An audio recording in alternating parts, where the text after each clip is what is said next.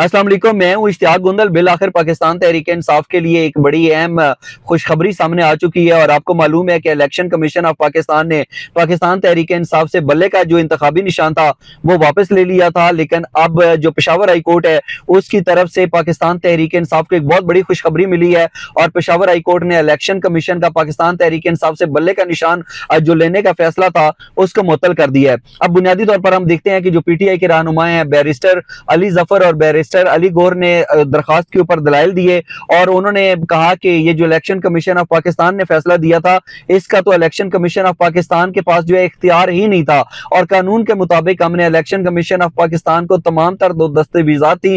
वो भी मुहैया की, लेकिन उसके बावजूद उन्होंने हमसे जो हमारा इंतखाबी निशान था उसको ले लिया और इसकी वजह से बड़ा अहम नुकसान भी हुआ। नुकसान के हवाले से उन्होंने कहा कि सबसे जो बड़ा नुकसान हुआ वो ये था कि अगर पाकिस्तान तहरीक इंसाफ को जो है वो बल्ले का निशान नहीं मिलता और इलेक्शंस वाले दिन 8 फरवरी वाले दिन जो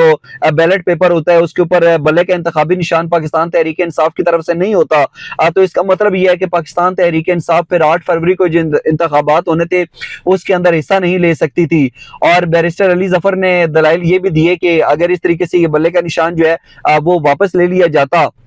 तो इसका मतलब है कि मुल्क की जो एक बड़ी सियासी जमात है उससे इंतखाबात से बाहर निकाला जाता और इलेक्शन कमीशन का ये जो फैसला था ये बिल्कुल गैर आईनी और गैर कानूनी था। और उसके साथ साथ उनका कहना था कि पार्टी के साथ ऐसा सलूक करना बुनियादी इंसानी हकूक की खिलाफ वर्जी है और आर्टिकल 17 के तहत सियासी जमात का इंतखाबी निशान की फराहमी आईनी हक है और दुनिया में कहीं भी ऐसा जो है वो कोई कानून नहीं है जैसा इलेक्शन कमीशन ऑफ पाकिस्तान ने खुद ही एक बड़ी कोर्ट बनकर तो हमारे खिलाफ जिस तरीके से फैसला दे दिया है। अब बुनियादी तौर के ऊपर देखा जाए तो ये एक बड़ा अहम फैसला है और इससे पाकिस्तान तहरीक इंसाफ के हवाले से जो कहा जा रहा था कि शायद वो इंतखाबात के अंदर हिस्सा नहीं लेगी और इंतखाबात से बाहर हो जाएगी और इलेक्शंस का बाइकाट कर लेगी और जो मखसूस नशिस्तें हैं वो भी खतरे में पड़ जाएंगी और पाकिस्तान तहरीक इंसाफ जो है वो इंतखाबात के अंदर कहीं भी नजर नहीं आएगी। अब बज़ाहिर ये एक बहुत बड़ा रिलीफ है पाकिस्तान तहरीक इंसाफ के लिए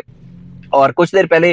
गोया कि इस तरह की खबरें आ रही थी कि शायद पेशावर हाई कोर्ट की तरफ से पाकिस्तान तहरीक इंसाफ को इस तरह का कोई रिलीफ नहीं मिलेगा, लेकिन बहरहाल अब ये एक बहुत बड़ा जो है वो रिलीफ सामने आ चुका है। और इस पर मैं आपको ये भी बताता चलूं कि जो जस्टिस कामरान हयात हैं उन्होंने ये रिमार्क्स भी दिए हैं कि इलेक्शन कमीशन ने 20 दिन का वक्त दिया तो आपकी बात खत्म होगी। अब सवाल यह है कि इलेक्शन कमीशन के पास कौन सा इख्तियार है कि वो पार्टी सर्टिफिकेट जो है उसको मुस्तरद करे वगैरह वगैरह, इस तरीके से जो है वो चीजें चलती रही। और जस्टिस कामरान हयात ने यह भी कहा कि एक आर्डर से पार्टी को इंतखाबात से निकाल दिया गया। तो बज़ाहिर तो इससे यही नजर आता है कि अब जो पाकिस्तान तहरीक इंसाफ है वो गज वज के इंतखाबात के अंदर हिस्सा लेगी और अभी देखना यह है कि मजीद कोशिशें क्या की जाती हैं। जैसे इलेक्शन कमीशन ऑफ पाकिस्तान ने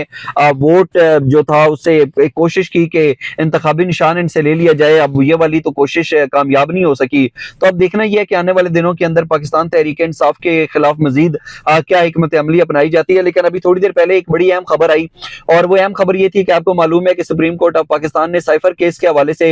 जो शाह महमूद कुरैशी हैं और इमरान खान है उनकी जमानत मंजूर की थी, लेकिन इसके बावजूद जो है वो पहले ताखीरी अरबे इस्तेमाल किए गए, फिर कहा गया कि जमानती मचल के नहीं जमा हो सकते, फिर कहा गया जज बिजी हैं कहीं और वगैरह वगैरह। लेकिन आज की सबसे अहम डेवलपमेंट ये है कि शाह महमूद कुरैशी को रिहा नहीं किया गया बल्कि जो डिप्टी कमिश्नर रावलपिंडी है उनके अहकामात के मुताबिक शाह महमूद कुरैशी जो है उनको 15 रोज के लिए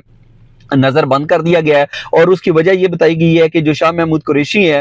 वो 9 मई के जो वाकयात है उसके अंदर मुलजम है और हमने उनसे कुछ तहकीकात करनी है तो इसलिए शाह महमूद कुरैशी को रिहा नहीं कर सकते। लेकिन मेरा ख्याल है कि इस तरह की जो भी कोशिशें की जाएंगी इससे पाकिस्तान तहरीक इंसाफ का जो वोट बैंक है वो कम नहीं होगा, बल्कि वो लोग जो गैर जानबदार थे, जो न्यूट्रल थे, जो कह रहे थे कि इंतखाबात के अंदर हिस्सा नहीं लेंगे, उनका माइंड सेट तब्दील होता जा रहा है और वो जो गैर जानबदार लोग थे अब उनका वोट बैंक पाकिस्तान तहरीक इंसाफ